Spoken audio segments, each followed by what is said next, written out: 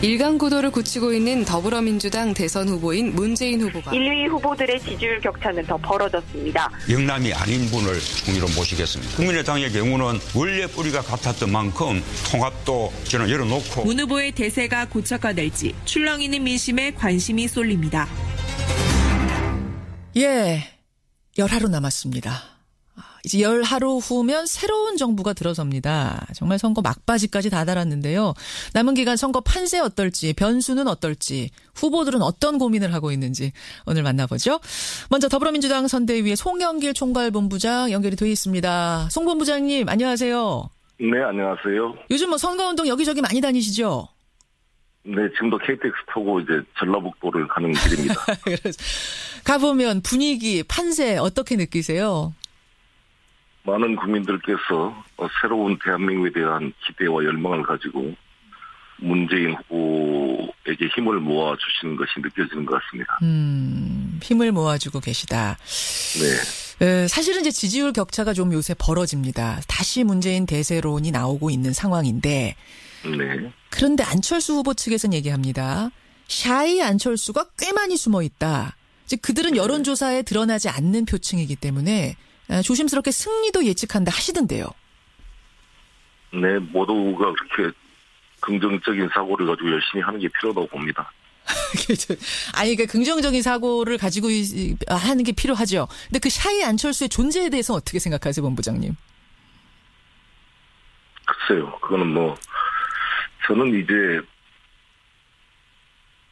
그런 샤이 안철수 이런 이 선거 정세에 대한 분석적 관점보다는 항상 제가 느끼는 것은 이 시대의 소명이 무엇인가. 문재인, 안철수 각 후보들마다 장단점이 있고 저희 문재인 후보도 여러 가지 부족한 점이 많은 후보입니다. 그러나 지금 이 시대에 우리 국민과 지금 우리 사회 전체에서 요구되는 소명과 리더십이 무엇이냐 이것을 봤을 때 우리 문재인 후보로 모아질 수밖에 없는 조건이 돼 있다고 봅니다.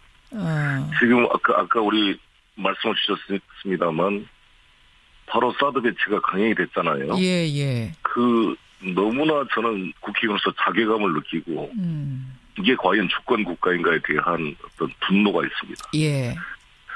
찬반을 넘어서 나라다운 나라, 제대로 좀 자기 목소리를 가지고 이 강대국 틈바구니에서 우리 대한민국의 자주성과 주권을 지키고 국민의 생명을 보호할 수 있는 후보가 누구인가? 그건 문재인이라고 생각합니다.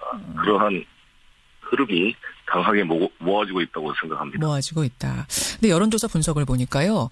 문재인 후보표가 심상정 후보로 이동하는 이런 추이가 좀 잡힙니다. 이게 심리가 뭔고 하니 문 후보는 이미 대세를 굳혔으니까 다른 진보 후보, 심상정 후보한테 힘을 실어주겠다. 이런 뜻으로 그쪽으로 이동하는 표가 있다라는 분석이 나오더군요.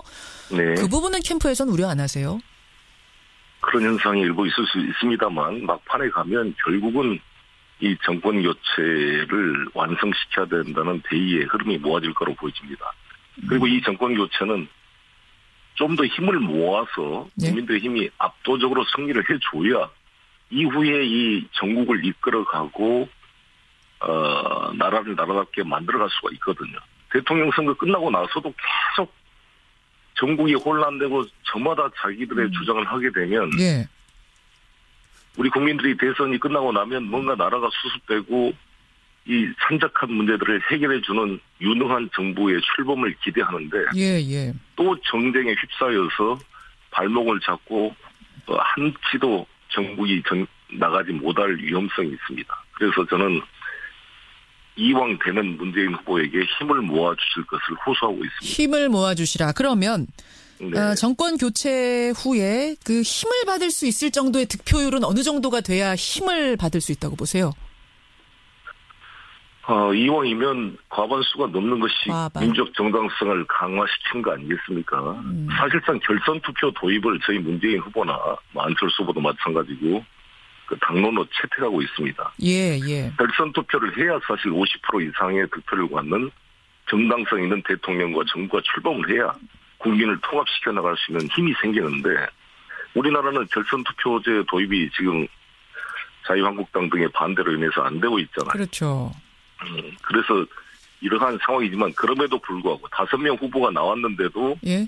과반수 투표를 한다면 국가가 안정이 되고 예. 우리 국민들이 믿고 기대할 정부가 출범할 수 있다 이렇게 생각합니다. 50%를 모아주시라 송영길 본부장. 문재인 후보가 어제요. 대통령이 되면은 총리를 누구로 할지 염두에 두고 있다. 비영남 총리로 하겠다. 선거 막바지에 그 드림팀을 공개하겠다. 이거 맞죠? 네. 어제 아마 문재인 후보께서 인터뷰에 그런 말씀하신 것으로 알고 있습니다. 예. 네. 기조는 대탕평의 원칙. 요 기조로 네. 아마 뭐 내각을 좀 생각하시는 모양인데. 글쎄요. 벌써 후보 이야기가 나와요. 총리 후보, 홍석현, 유시민, 송영길. 들어보셨어요? 이 후보 이름? 그게 전부 잘못된 뉴스로 이게 정리됐기 때문에. 잘못된 뉴스입니까? 네, 그렇습니다. 기존 언론에 이게 다 이런 이야기들이 지금 하마평에 오르고 있다. 막 여러 뉴스가 나왔는데. 전혀 지금 그런 이야기를 할 때가 아니고 저희는 지금 단계는. 예. 최선을 다해서 문재인 후보가 국민들의 지지를 얻을 수 있도록 뛰는 것이 필요하다고 보여지고요. 예. 선거가 저도 해보니까 아시다시피 저도 지난번 인천시장 선거 때 마지막까지 저도 될 거라고 생각했는데 예. 1.8% 차로 떨어졌잖아요. 그때 1.8이었나요? 네, 그때 충격이 너무 커서 예. 이번에 제가 선대본부장을 맡으면서 예. 다시는 이런 일이 반복되지 않겠다는 각오를 절치부심하고 있습니다. 그래서 마지막까지 겸손한 자세로 최선을 다하겠습니다. 예, 그러면 누군지 제가 누가 물망에 오릅니까? 라고 아무리 여쭤도 이 답은 안 나올 것 같고 중요한 건 기준입니다. 어떤 기준으로 구성합니까?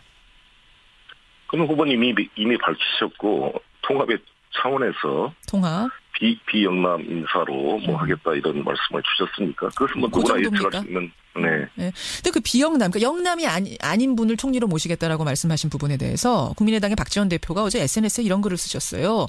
네. 2월 15일 여수에서는 문 후보가 호남 총리 말씀을 하시더니 그 사이에 비영남 총리로 말을 또 바꾸신 거냐? 이거 호남 홀대하는 거 아니냐? 어떻게 생각하세요? 그분의 눈에는 항상 그렇게 보이는 거니까 잘 전체 우리 국가를 통합시키는 통합의 정부를 만들기 위해서 고심할 거라고 봅니다. 일단 중요한 것은 지금은 예. 당선 이후에 해야 될 문제이고 지금 단계는 이런 말이 나온 것 자체가 섣부르다고 생각이 들고요.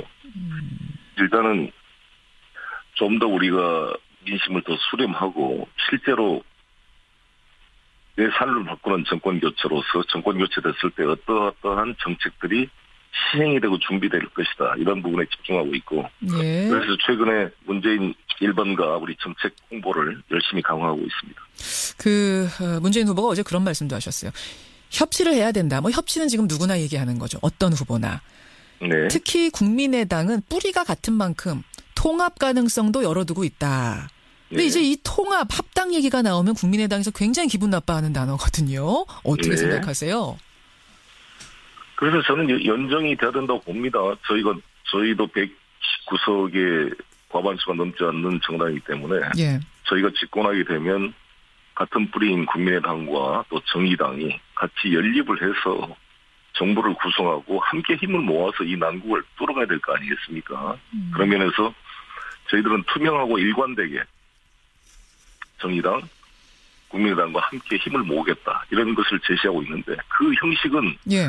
통합이 되든 연정이 되든 여러 가지 방식은 열려 있는데 문제는 국민의당이 한사코 이러한 시대적 요구를 거부하고 자유한국당이나 바른정당 다른 이런 국정농단 세력의 원죄를 벗어날 수 없는 세력과 손을 잡으려고 하기 때문에 저는 이게 문제가 꼬이고 있다라고 생각을 합니다. 그리고 예. 국민의당 측에서는 단일화 같은 것 전혀 없다. 자유한국당과 바른정당과 누누이 말씀은 하고 계십니다. 그렇지만 사실상 그 손을 떼고 있고 자유한국당, 바른정당도 내각에 참여시켜서 그런 의미로 통합정부를 만들겠다 이러한 의사를 표시하고 있는 거 아니겠습니까? 그러니까 통합정부를 만들고 협치를 하더라도 그럼 자유한국당이나 바른정당하고는 손 안 잡으시는 거예요? 민주당은? 협치를 하는 거죠. 이 연정이라는 것은 정부를 공동으로 구성하는 것인데 예. 아예 정책 자체가 전혀 다르고 틀린 사람들이 같은 정부를 구성하면 그 정부가 굴러가겠습니까? 그러니까 대통령의 통치 체력과 부딪히는 장관을 임명해서 장관이 대통령의 뜻에 항명하고 부딪히는 정부가 어떻게 유지가 되겠어요? 아하. 협조는 구하되 그쪽 사람들과 연정이라든지 그러니까 협치 이상의 것을 생각하진 않는다 이런 말씀? 아니 예를 들어서 예. 연정을 바른정당 자유한국당까지 하게 되면 야당이 없어지면서 완전히 책임 정치가 실종되는 거 아니겠습니까? 그럼 뭐 일당 독재를 하는 것도 아니고 예. 야당이 있어서 또 견제를 해줘야 될 거 아니겠습니까? 예, 그런 의미로. 그런 면에서 분명히 저는 여당으로서는 공동 여당으로 민주당, 국민의당, 정의당이 하고 예. 바른정당, 자유한국당 야당 역할을 하면서 또 야당과도 협조를 해야 되니까 협치를 하겠다는 것이죠. 그런 의미로. 알겠습니다. 네. 알겠습니다. 김한길 그 새정치민주연합 전 대표, 지금 이제 국민의당의 평당원이신데, 네. 요 사이에 연일 그 선거운동 현장에서 여러 가지 비판들을 하고 계세요. 특히 문재인 후보가 정치 성과 없이 친문 패권만 강화했다. 이 친문 패권에 대한 이야기를 계속 강조하시는데 어떻게 생각하십니까? 저는 김한길, 안철수 당 대표 시절에 제가 인천시장에 낙선했기 때문에 아주 여러 가지 그때의 당의 운영 과정에 대해서 크게 문제의식을 느끼고 있는데. 아, 그때가 그때군요. 가장 흐리멍텅한 지도부였고 원칙도 없고 제대로 된 싸움도 하지 못하고 그 여당의 무엇을 날카롭게 지적하지도 못하고 자기들의 이익권만 챙겼던 당 지도부였다 생각합니다. 대표적 사례로 예? 광주시장 자리를 현직 시장인 강훈태 씨와 장관을 2번이나 지내고 재선 국회의원인 이용석 의원이 경선에 참여하겠다고 나와서 경선 준비 중인데 그들의 아무런 통보 한마디 없이 안철수 쪽 사람이라 그래서 서로 타협해가지고 광주시장을 낙하산 전략공천을 한 거 아닙니까? 완벽하게 저는 안철수, 김한길 사당처럼 운영이 됐다 이렇게 생각합니다. 사당처럼 운영됐다. 가장 흐리멍텅한 지도부. 그렇죠. 그래서 이분들 지금 안철수의 국민의당은 거의 사당 아닙니까? 본인이 창업주라고 그러고 사모님인 김미경 교수가 남편과 함께 낳은 넷째 아들이라 그랬습니다. 예. 저는 무슨 이게 신천지 교주의 말도 아니고 어떻게 자기 당을 이게 기업입니까? 뭐 낳은 아들입니까? 그러면 완전히 사유화된 당이 아닌가 이렇게 저는 그런 느낌으로. 그만큼 애정이 깊다 뭐 이런 표시 아니겠습니까? 자식이란 얘기는. 글쎄 근데 저는 지금 지난 총선 때 바로 제 옆 지역구에 안철수 후보의 중학교 동창을 경선도 없이 그 지역 출신 그 재선 시의원을 경선에서 배제시키고 낙하산 공천한 걸 보면서 야 이거는 완전히 이게 사당이구나라는 것을 피부로 제가 느끼고 경험했습니다. 알겠습니다. 아유, 이 부분에서 가장 송경길 본부장이 분노하시네요. 친문 패권 이야기에서. 바로 제 옆 동네에서 그걸 느꼈기 때문에 알겠습니다. 이거는 완전히 저희 인천 계양구의 그 지난번 총선 공천은 완전히 그 안철수 중학교 동창 자신의 보좌관 출신을 그 지역의 충청도 출신으로 훨씬 지도가 있었던 시의원 출신을 배제하고 낙하산 공천한 바람에 우리 당 후보가 이기는 데 큰 도움이 되었습니다. 제가 20초 남았는데 하나만 여쭐게요. 그러면 반문 정서란 건 지금 분명히 존재하잖아요. 그건 왜 만들어진 겁니까? 다른 데도 다 있잖아요. 힐러리도 반대 정서가 있고 트럼프도 있고 모두 김대중 대통령 때도 그랬고 다 없는 사람 후보에 대해서는 그에 대한 반대 정서가 있는 것이죠. 그런 의미의 반대 정서, 반문 정서. 알겠습니다. 여기까지 말씀 듣도록 하겠습니다. 송영길 본부장님 고맙습니다. 네, 감사합니다. 민주당 송영길 선대본부장 만났고요.